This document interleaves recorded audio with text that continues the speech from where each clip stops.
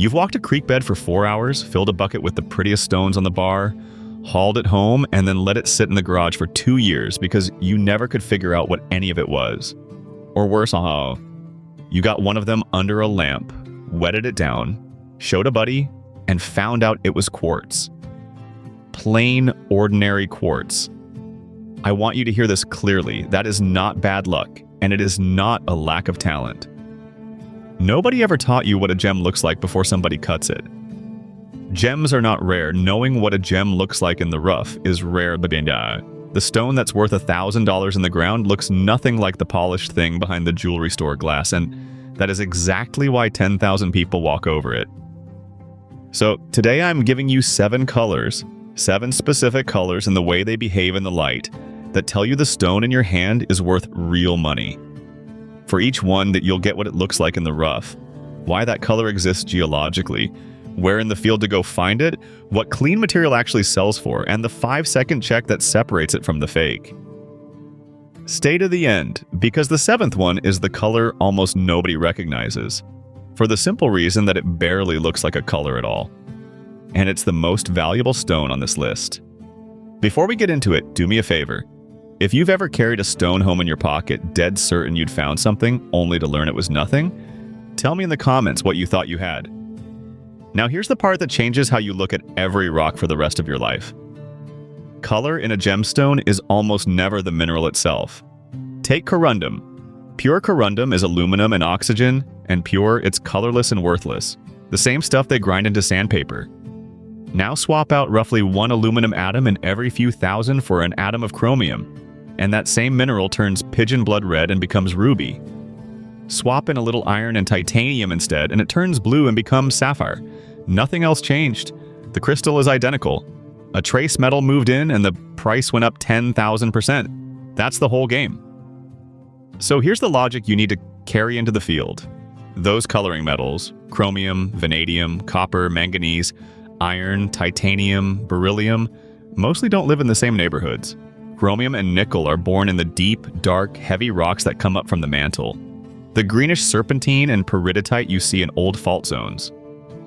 Aluminum, beryllium, lithium, and boron are crust elements, and they concentrate in granite and in the coarse crystal veins that squeeze out of granite at the very end of its cooling. Those two worlds normally never touch. When they do touch, where the mantle rock got shoved up against the crustal rock, where hot fluid ran along the seam between them for a few million years, you get emerald, you get jade, you get ruby, you get the good stuff. That's why gems concentrate at contacts. A contact is simply the line where 2 different looking rocks meet and you can see it from 30 feet away. Second half of the logic, intense color survives what everything else loses. A crystal tumbling down a river loses its faces, its sharp edges, its luster, its frosty skin. It does not lose its color, and it does not lose its density. So, on a gravel bar, you're not hunting shapes. You're hunting saturated color and heft. Color plus weight plus hardness is the whole field test, and now let's go color by color. The first one is the green that looks wet even when it's bone dry. This is the color that fools people in the opposite direction. They see it, they think it's too dull to matter, and they leave it. I'm talking about a solid mutton fat to spinach to apple green. Not glassy, but greasy, like a bar of soap underwater. Hold it up, and the light doesn't bounce off the surface. It seems to sink about a 1/4 inch in and come back out. That's Nephrite jade. And the reason for that look is that jade isn't a single crystal at all. It's billions of microscopic interlocking fibers, felted together like wet wool. That fiber lock is also why jade is the toughest natural material on Earth to break. You can take a 10-pound sledge to a good boulder of it and hear it ring like a bell instead of shattering. In the rough, it usually wears a rind, a tan, rusty, or chalky skin a 1/16 to a 1/2 inch thick. So what you're actually looking for on a gravel bar is a smooth, heavy, oval river cobble with a dull brown skin and one small green window where the current wore through. Wyoming built an entire jade rush on exactly that, out in the sagebrush country of Fremont and Natrona counties from the 1930s into the 1950s, and Wyoming nephrite is still the state gem. Common gray-green material might bring $3 to $10 a pound. Translucent apple green Wyoming jade, the kind you can see your fingers through at the edge, has sold for hundreds of dollars a pound, and top Burmese jadeite is a per carat stone, not a per pound stone. The beginner's mistake is simple. Jade doesn't sparkle, so it gets thrown back. Serpentine will fool you too. It's the same green family, but it's soft. And here's your check. A steel knife blade will bite into serpentine and leave a scratch. On jade, the blade slides off and leaves nothing but a gray smear of metal you can rub away with your thumb. Look for it downstream of any greenish, slick-looking rock outcrop, especially in the west. And speaking of light sinking into a stone, the next color doesn't absorb light, it throws it back at you like a tail light. Number 2 is red that glows. Not brick red, not brown red, not the red of jasper. I mean a stone that looks nearly black and opaque in your palm, and then you hold it up between your eye and the sun and it lights up raspberry, cherry, or blood red from the inside. Almost nobody outside of gemology knows that ruby in the rough usually looks like a dull, waxy, purplish gray lump. It rarely looks red until you backlight it. The shape is your other clue. Corundum grows as a stubby, six-sided barrel, flat on top, sometimes tapered like a spinning top, and it very often has flat parallel steps or a rough sugar texture on the ends. That chromium we talked about is the color, and chromium comes out of dark mantle rock, which is why ruby shows up in marble bands and in dark green amphibolite, and why the classic American hunting ground is the Cowie Valley near Franklin, North Carolina, where fee dig operations have been washing gravel for rubies and sapphires for over 100 years. Corundum is hardness 9, second only to diamond, so it survives the river when everything soft around it turns to sand. Clean, well-colored ruby is one of the few materials on Earth that outprices gold per gram many times over. Fine, untreated stones have crossed $100,000 a carat at auction, while ordinary opaque cabbing rough might bring $1 or $2 a gram. Range matters enormously here, condition is everything. Now the mistake. Almost every red pebble people bring me is garnet. Garnet is a beautiful stone and it's worth having, but it's not ruby money. Here's the 5-second separation. Garnet grows as a ball with 12 or 24 diamond-shaped faces, never as a 6-sided barrel. Garnet is hardness 7 to 7. 5. Corundum is 9. Take an old porcelain tile or the unglazed foot ring on the bottom of a coffee mug and drag both across it. Neither leaves a colored streak. But then take a piece of quartz, hardness 7, and try to scratch the stone. Quartz will slowly scratch garnet. Quartz cannot touch corundum, period. Work the inside bends of creeks where the current slows and heavy things drop out, and work old mine dumps in metamorphic country. Quick pause here because this is the exact stuff people ask me for after every video. Everything I just walked through and dozens more signs like it is inside the Rockhound's Compass 2026 edition. 50 field-tested ways to tell a gem from a pretty rock before you ever leave the creek, what each stone actually looks like in the rough, and the ground that has to be there for it to exist at all. Link is in the description. QR code is on your screen right now. This is the season you stop filling buckets with quartz. Third color, cornflower and steel blue in a flat, coin-shaped crystal. Same mineral as the ruby, corundum, different trace metal, completely different hiding place.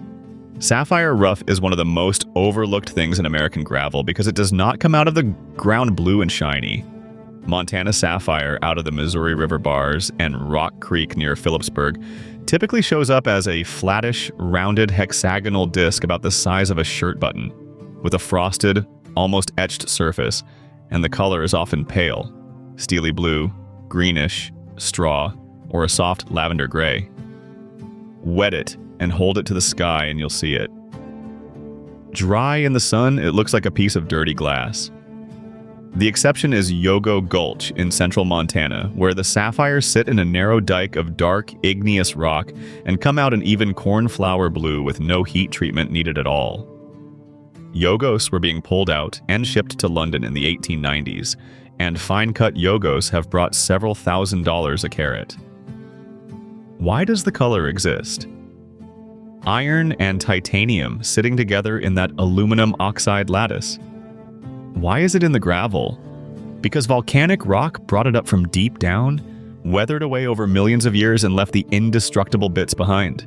So you concentrate where the river concentrates, the head of a gravel bar, the inside of a bend, behind boulders, and right on top of bedrock in the cracks and potholes where heavy material grinds down and stops. That's the crevice cleaning game. The beginner's mistake with sapphire is screening too coarse and washing the whole thing away. Most of the good material is smaller than a pencil eraser, and it's the sort of thing that lives in your reject pile for years. Now, if pale and frosty can be worth thousands, what about a stone whose color changes every time you tilt your wrist? Fourth is flash. Not color, flash. Iridescence. A stone that is gray, tan, or dull brown from most angles, and then you rotate it 2 degrees in the sunlight and one whole face lights up electric blue or gold or fire engine red, and then it's gone. That's not a stain, and it's not oil on the surface. It's structure. In precious opal, you're looking at microscopic spheres of silica stacked in a perfect grid, and they split sunlight the way a prism does, which is why you get pinpoint reds and greens flashing out of a milky or coal-black body. In labradorite and in Oregon sunstone, you're looking at microscopic plates inside the feldspar. In Oregon's case, actual copper platelets that give you a coppery schiller, and, in the best material, a solid red or green body color. Oregon sunstone is the state gem, and there is public land in the high desert of Lake County where the public can dig for free at a designated collecting area, alongside private fee mines. Clean, richly colored red or green sunstone regularly sells in the hundreds of dollars per carat cut, while common colorless material with a little copper glitter is a few dollars a stone. Nevada's Virgin Valley black opal has produced museum-grade material worth many thousands per carat, with the honest caveat that a lot of it is water-sensitive and can craze when it dries. In the field, the rule is this: never judge a rough for flash indoors, and never judge it dry. Take it outside, wet the face, and slowly rock it through a full 90 degrees while a low sun hits it.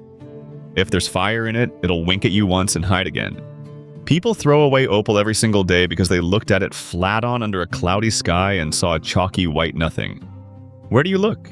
Ancient volcanic country, old ash beds, rhyolite with cavities, seams and weathered basalt.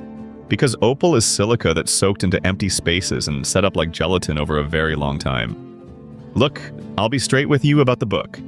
The 50 checks are laid out across 5 chapters, ordered so you can actually work them in the field with the book open in one hand and the stone in the other. Color, luster, hardness, host rock, and location logic in that order. If you've been watching these videos with the nagging feeling that there's something out there you keep walking right past, that's the move. Links in the description below, QR code on screen. Make this the year you finally know what you're holding. 5th color, electric, unnatural, robin's egg to turquoise blue smeared through brown rock. When you see a blue that looks like somebody spray painted the inside of a fracture, stop walking. Nature makes very few true blues, and in dry country, that particular one almost always means copper. Turquoise forms when water-carrying dissolved copper trickles down through aluminum-rich host rock in a desert climate and dries in the seams. That's why it exists exactly where the old copper mines are, Nevada, Arizona, New Mexico, and why it shows up as thin veins, nuggets, and webby seams rather than crystals. In the rough, it's a chalky, dusty blue with brown or black host rock laced through it. And here's the thing that separates money from mud: hardness. Soft, chalky turquoise crumbles under your thumbnail and is nearly worthless untreated. Hard, natural spiderweb turquoise from a good Nevada claim has sold by the gram at prices that beat gold by a wide margin. The best material from famous old mines can run well over $100 a gram, while the chalk from the same hillside is worth nothing. Chrysocolla is the look-alike, a brighter, more electric blue-green that's usually too soft to cut unless it's been hardened by silica. Where do you hunt? Old mine tailings and dump piles in copper districts where collecting is permitted, road cuts through altered volcanic rock, and the weathered oxide zone at the top of an ore body, that rusty, stained, ugly-looking cap that miners called the iron hat. The beginner's mistake is buying or picking up bright blue and never testing it. Press a corner hard with a fingernail, then with a knife tip in an inconspicuous spot. If it powders, it's chalk. And now let's go to the one color combination on Earth that no one can mistake for anything else. Sixth, pink and green in the same crystal, side by side in a long striped rod. Watermelon tourmaline. This one shocks people because it doesn't look natural, it looks manufactured. Tourmaline grows as a long, slender prism with a rounded triangle cross-section and deep grooves running the length of it like corduroy. That striated rod shape is diagnostic. Almost nothing else does it. The color zoning happens because the crystal grew slowly in an open pocket in a pegmatite. And as the leftover fluid changed chemistry, more manganese here, more iron there, more lithium later, the crystal recorded it in bands like tree rings. Pegmatites are the last, richest juice of a cooling granite, and that's where boron, lithium, and beryllium finally get concentrated enough to build gem crystals. Maine has been the American classroom for this since 2 students found tourmaline on Mount Mica near Paris, Maine back in 1820, and in 1972 the Dunton Pocket at Newry, Maine gave up literally tons of tourmaline crystals in one of the great pocket finds in North American history. Clean, well-colored gem tourmaline runs from maybe $50 a carat for ordinary green up, into the several hundreds and beyond for fine pink, blue-green, and neon material. In the field, you're looking for coarse-grained granite where the individual crystals are as big as your fingertip or bigger, especially where you see fat books of mica, chunky white feldspar, and black tourmaline needles in the waste rock. Black tourmaline is the sign, not the prize. Where black tourmaline is common, colored tourmaline is possible. Check the frost-broken rubble at the base of pegmatite outcrops and the old dumps of hand-worked feldspar and mica quarries, which are scattered all through New England, the Carolinas, and Southern California. Let me tell you about the kind of find that keeps people digging. On June 24, 2000, a woman named Bobby Oscarson from Longmont, Colorado, paid the small entrance fee at Crater of Diamonds State Park outside Murfreesboro, Arkansas, a plowed 37-acre field over the eroded top of an ancient volcanic pipe, where the rule is finders keepers. She dug and screened for about 20 minutes and pulled an icy white pear-shaped stone out of her screen. It was 852 carats. They named it the Esperanza. It was cut into a rare 147-facet triolet, and appraisals for the finished stone reached into the hundreds of thousands of dollars. 20 minutes. Now here's the one I want you to remember better. In 1990, Shirley Strawn of Murfreesboro found a 303-carat white diamond in that same field. Cut down to 109 carats, it graded a perfect D flawless, the American Gem Society's highest possible grade, which is nearly unheard of. And in 1998, it was appraised at about $34,700 for a stone smaller than a pencil eraser. Roughly 75,000 diamonds have come out of that field since a farmer named John Huddleston found the first ones in 1900s, and the reason people still find them is that they lie loose on the surface after the rain. The lesson isn't luck. The lesson is that they knew what to look for, and the people walking past them didn't. Which brings us to the 7th color, the one I promised you, the color that isn't a color. Rough diamond does not look like a diamond. It doesn't sparkle, it isn't faceted, and about 80% of the time it isn't even white. It's straw yellow, tea brown, or smoky gray. What gives it away is luster and shape. Diamond has a slick, oily, greasy sheen like a drop of clear cooking oil frozen solid, and the surface often looks slightly rounded and soft-edged, like a piece of hard candy somebody sucked on. The classic shape is an octahedron, 2 4-sided pyramids stuck base to base, and even when it's worn, you'll often see triangular pits or little stepped triangles on the faces. It's heavy for its size, sitting at about 3.5 times the weight of water, and it is absolutely aggressively clean. Dust and mud slide right off it. That's a real field trick. After a rain at the crater, the searchers walk the rows looking for the one thing in the mud that isn't muddy, the one pebble sitting there with a wet-looking metallic glint. And here's the call back to your bucket in the garage. Quartz is our villain again, and this is where it wins. A water-worn quartz pebble is roughly the same size, roughly the same color, and to a casual eye, roughly the same brightness. But quartz has a glassy luster, not a greasy one, and quartz is lighter in the hand. Bottle glass is worse. Tumbled brown and clear glass litters every old riverbank in America, and the giveaway is that glass almost always has tiny round bubbles trapped inside it. Nothing that grew in the earth has perfectly round bubbles in it. Hold it to the light, find a bubble, throw it back. Where do you legally apply this? Public feed dig fields like the one in Arkansas and the glacial gravels of the upper Midwest, where the ice sheets scraped across Canadian diamond country and dumped stray stones across Wisconsin, Michigan, Indiana, and Ohio. Small diamonds have been documented in those gravels for over a century. Even industrial-grade rough is worth something, and clean gem rough is worth more per gram than any metal you'll ever pan. So, which of these have you found before, even if you didn't know what it was at the time? The greasy green cobble, the red that only glows backlit, the frosted blue button, the flash you only saw when you wet it? Tell me in the comments. I read them.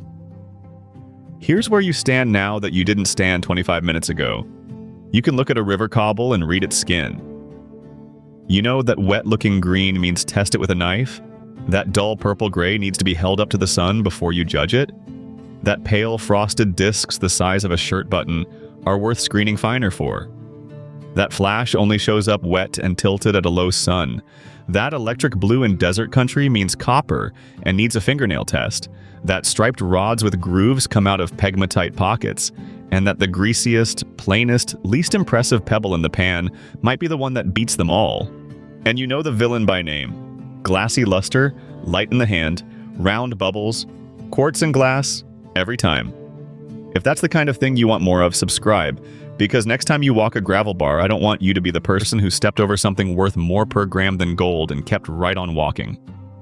Coming up soon, I'm going to break down the 5 kinds of host rock that tell you to stop the truck and get out. The outcrops that are worth an hour of your day before you ever pick up a single stone. Until then, go dig that bucket out of the garage and look at it again with these 7 colors in mind. I think you'll be surprised at what's been sitting in there. Good hunting out there, Rockhound.